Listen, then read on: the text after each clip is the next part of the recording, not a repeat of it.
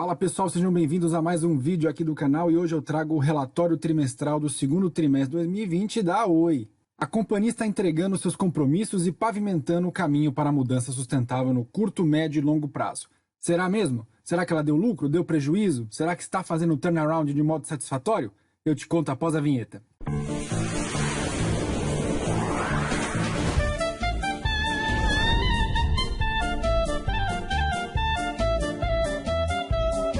Passando para agradecer os mais de 750 inscritos no canal, e se você ainda não se inscreveu, não perde tempo, vai lá, clica no inscrever-se e ativa o sininho para receber as notificações. Fazendo aqui o nosso disclaimer, as informações e materiais disponibilizadas neste canal não sugerem qualquer tipo de recomendação, indicação e ou aconselhamento para investimento, e a tomada de decisão é de única e exclusiva responsabilidade do investidor. Vamos para os resultados da Oi, então? Vou fazer um comparativo simples aqui do segundo trimestre de 2019, primeiro de 20 e segundo de 2020, tá? A gente tinha uma receita líquida total consolidada no segundo trimestre de 2019 de 5 bilhões, ela caiu um pouco para 4,7 bi no primeiro trimestre de 2020 e tornou a cair no segundo trimestre de 2020 para 4 bilhões e meio de receita, uma queda aí de menos 4,3%, lembrando que este é o trimestre do coronavírus. Vamos destrinchar. No Brasil, saiu de 4.700 para 4.400, uma queda de 4,5%. Sobretudo aqui no residencial, menos 4%, mobilidade pessoal, menos 5%, B2B, menos 4% e outros serviços, menos 10%. Entretanto, nas operações internacionais, houve um aumento de 10,5% na receita líquida, saindo aí de 49 milhões para 54 milhões de reais. De certo modo, por se esperar um resultado vindo do trimestre do coronavírus, uma redução aí de 4% não é algo que possa assustar a gente. E como está dividida essa receita, né? No cobre houve uma queda aí de 9,6%, saindo de 1 bi para 957 milhões. Já é fruto da questão dos desinvestimentos, do cobre, focando um pouco mais em fibra. Vamos para o que interessa então. TV teve menos 5,5%.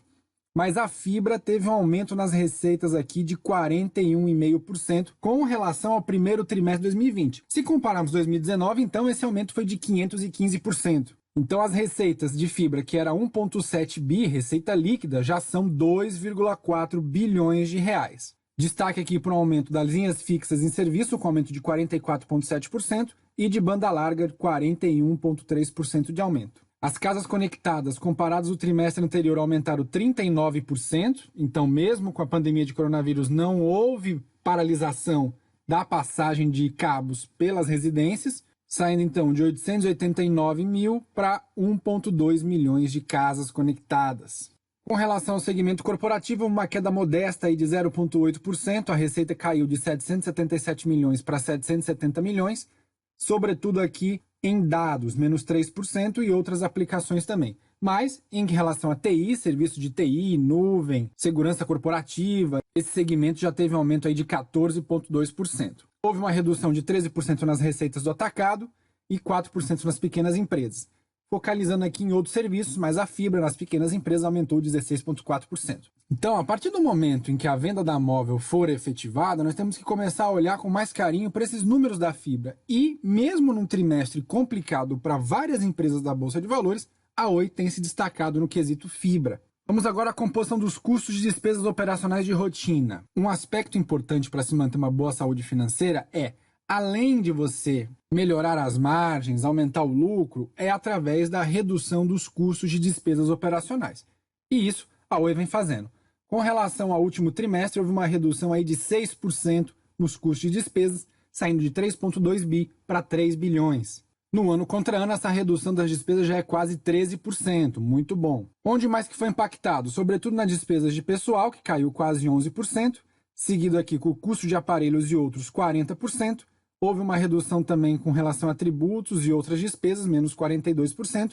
Mas uma coisa que eu gostaria de chamar a atenção é que houve um aumento das provisões para a contingência. Uma espécie de reserva, um caixa, ali que a empresa segurou um certo valor para passar por essa crise. Então houve um aumento aí com relação ao trimestre anterior de 68% nas provisões, saindo de 25 milhões para 42 milhões. Com relação à EBITDA e à margem EBITDA, houve uma redução aqui de quase 12% no trimestre, saindo de 1,5 bi para 1,35 bi, impactado sobretudo para as operações internacionais.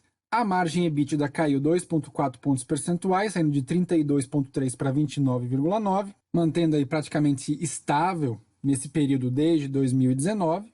Então, o EBITDA final aí com relação ao segundo trimestre de 2020 foi de 28,5% a menos do que no primeiro trimestre de 2020, lembrando que este é o trimestre do ápice do coronavírus. Com relação a investimentos, a Oi segue realizando investimentos, contudo foi 1,7% menor do que no primeiro trimestre de 2020, onde tinha sido 1,78 bilhões e agora 1,75 bilhões, coisa pouca. Entretanto, houve um aumento aí de 4,5% no investimento em fibra, redução aqui de 30% em cobre, que já é uma das diretrizes da empresa, ir desinvestindo o cobre, e também houve aqui uma redução de 11,3% nos investimentos em B2B. Nas operações internacionais, o investimento aí caiu 43,5%, sobretudo por conta da venda da Unitel e do encerramento das operações no Timor-Leste. Desta forma, o total de investimentos que a Oi fez no segundo trimestre de 2020 foi de 1,7 bilhões de reais. Esse valor aqui ele entra no CAPEX. Então vejam, se a Oi não fizesse esses investimentos, ela teria esse valor no caixa dela, 1,75 bi, tá? Guarda esse valor.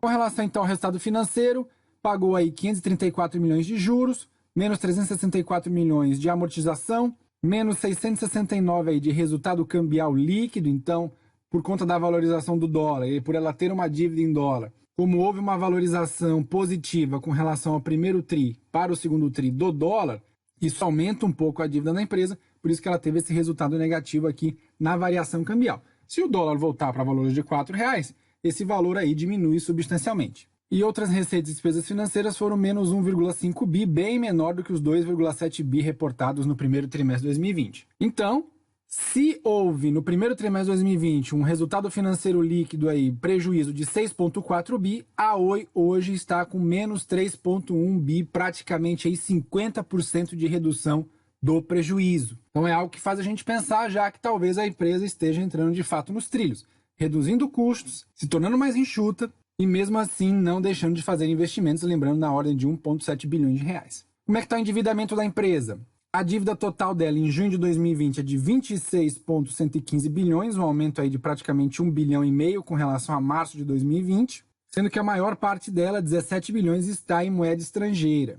Fazendo aqui o efeito caixa, né? A empresa tem 6 bi de caixa, a dívida líquida dela hoje é de 20 bilhões de reais aí, um pouquinho a mais do que os 18 bilhões no primeiro trimestre de 2020. E da onde veio esses 6 bilhões de caixas?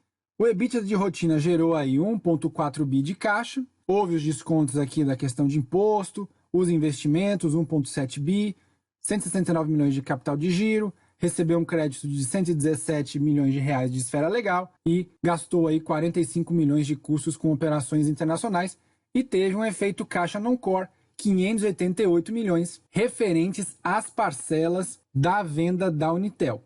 Por isso, a posição de caixa da Oi no primeiro trimestre de 2020 era de 6,3 bilhões, hoje está em 6 bilhões e 73 milhões, uma queima de caixa aí aproximadamente de apenas 270 milhões. Então vejam, se a Oi queimou apenas 270 milhões de caixa e eu tenho aqui 1,7 bi em investimentos, a gente começa a perceber que a empresa de certo modo está sustentável. Se ela diminuísse um pouco esses investimentos, principalmente em cobre, um pouco mais em cobre, em TV, em serviços onde ela não vai focar mais, a gente teria uma geração de caixa positiva aqui, por exemplo. Então, na minha opinião, a gente começa a ver uma redução substancial do prejuízo a cada trimestre, apesar de a gente ter um aumento da dívida líquida, é importante observar isso aí, mas ela ainda está dentro daquele escopo do planejamento estratégico da companhia. E tomando por base que foi o trimestre do coronavírus, com relação a março, primeiro trimestre de 2020, o resultado não foi tão ruim assim. E aí, você acha que a Oi é um bom investimento? Ela está fazendo o turnaround? Escreva aí nos comentários. Se você gostou desse vídeo, deixe seu like, se inscreva no canal e não deixe de compartilhar esses vídeos nos grupos de WhatsApp e Telegram. Obrigado por assistir até aqui e até a próxima!